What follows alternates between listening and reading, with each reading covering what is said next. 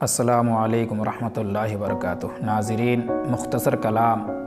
تراویح کے متعلق آپ حضرات کے سامنے پیش ہے۔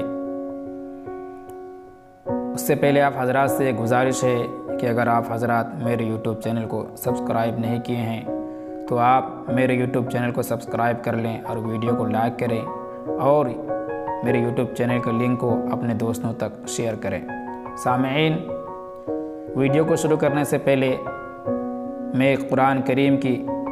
ایک آیت تلاوت کرنا چاہتا ہوں، آپ حضرات ذرا غور سے سنیں۔ اعوذ باللہ من الشیطان الرجیم، بسم اللہ الرحمن الرحیم، وَإِذَا قُرِئَ الْقُرْآنُ فَاسْتَمِعُوا لَهُ وَأَنصِتُوا لَعَلَّكُمْ تُرْحَمُونَ۔ صدق اللہ العظیم۔ سامعین، اللہ تبارک و تعالیٰ اس آیت کے اندر یہ فرما رہے ہیں کہ جب بھی قرآن کریم پڑھا جائے، یعنی جب بھی تمہارے سامنے قرآن کریم پڑھا جائے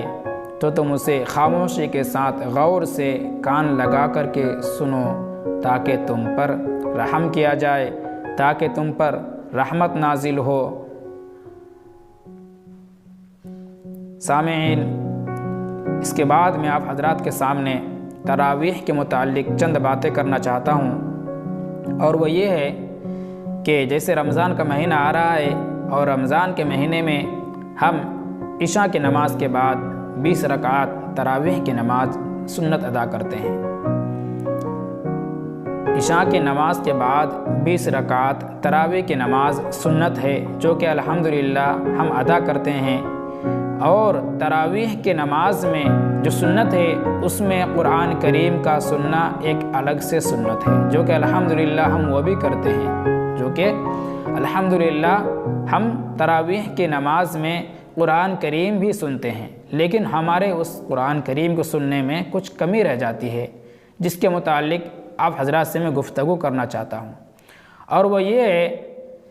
کہ ہم تو کاروبار والے، مشغولات والے، دنیاوی مشغولات کی وجہ سے چند دنوں میں قرآن کریم سننے کی کوشش کرتے ہیں، چند دنوں میں قرآن کریم سننے کی کوشش کرتے ہیں، یہاں تک کہ 4 دن،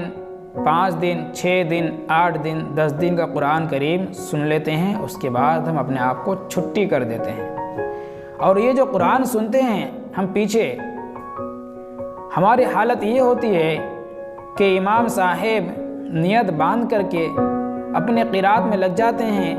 قرآن کریم پڑھنے میں لگ جاتے ہیں، اور ہم اپنے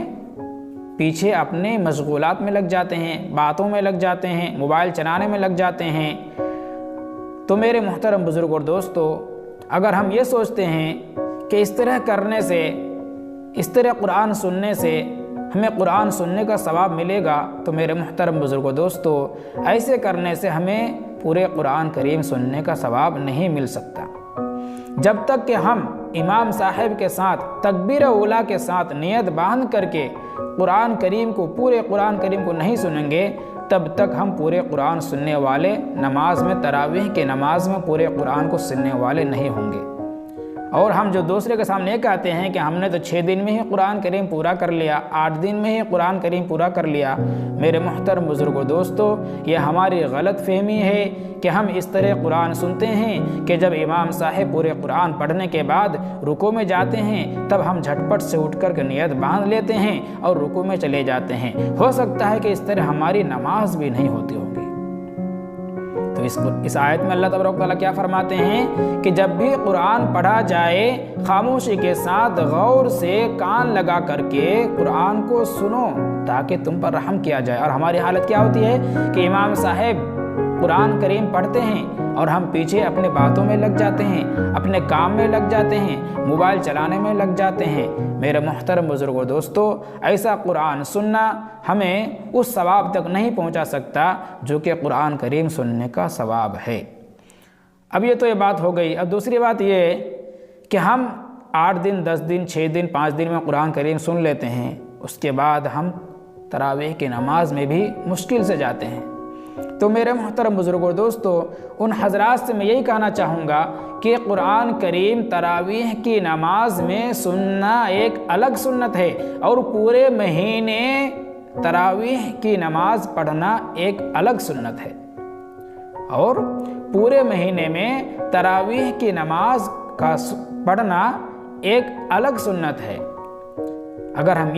ہم یہ کہتے ہیں کہ ہم نے 5 دن میں، 7 دن میں، 10 دن میں پورے قرآن کو سن لیا، اس کے بعد ہم اپنے آپ کی چھٹی کر دیتے ہیں، تو ہم گنہگار لوگوں میں شمار ہو جائیں گے۔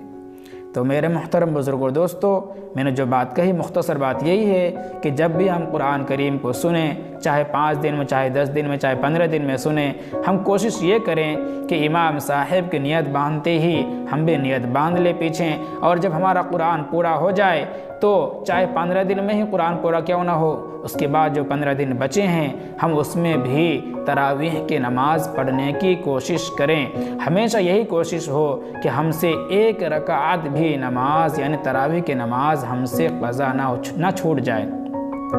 کیونکہ رمضان کا مہینہ بہت ہی بابرکت مہینہ ہے۔ اس میں اللہ تبارک و تعالیٰ کی رحمتیں اترتی ہے، طرح طرح کی رحمتیں اترتی ہے، برکت والا مہینہ ہے، فضل والا مہینہ ہے۔ اس میں بھی اگر ہم اپنے آپ کو کوتاہی کی طرف لے کے جائیں گے تو پھر ہمارا ہی قصور ہے۔ میرے محترم بزرگوں دوستو، آپ حضرات سے بس یہی ریکویسٹ ہے، یہی گزارش ہے کہ اگر آپ حضرات تراویح کی نماز میں قرآن کریم کو سنتے ہیں تو ذرا اس آیت کا خیال کرتے ہوئے قرآن کریم کو سننے کی کوشش کریں کہ وَإِذَا قُرِئَ الْقُرْآنُ فَاسْتَمِعُوا لَهُ وَأَنصِتُوا لَعَلَّكُمْ تُرْحَمُونَ، کہ جب بھی قرآن پڑھا جائے خاموشی کے ساتھ کان لگا کر کے اسے سنو تاکہ تم پر رحم کیا جائے۔ اگر ہم اس طرح کریں گے کہ امام صاحب سامنے قرآن کریم پڑھ رہے ہیں اور ہم پیچھے باتوں میں لگے ہوئے ہیں، موبائل چلا رہے ہیں، تو ہم گنہگار ہو جائیں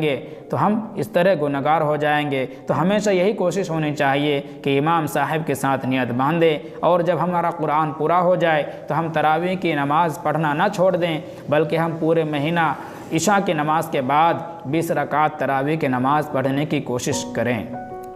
یہ مختصر بات تھی آپ حضرات کے سامنے۔ بس آخر میں یہی بات ہے کہ اگر اب تک میرے یوٹیوب چینل کو آپ حضرات اگر سبسکرائب نہیں کیے ہیں تو پلیز مہربانی کر کے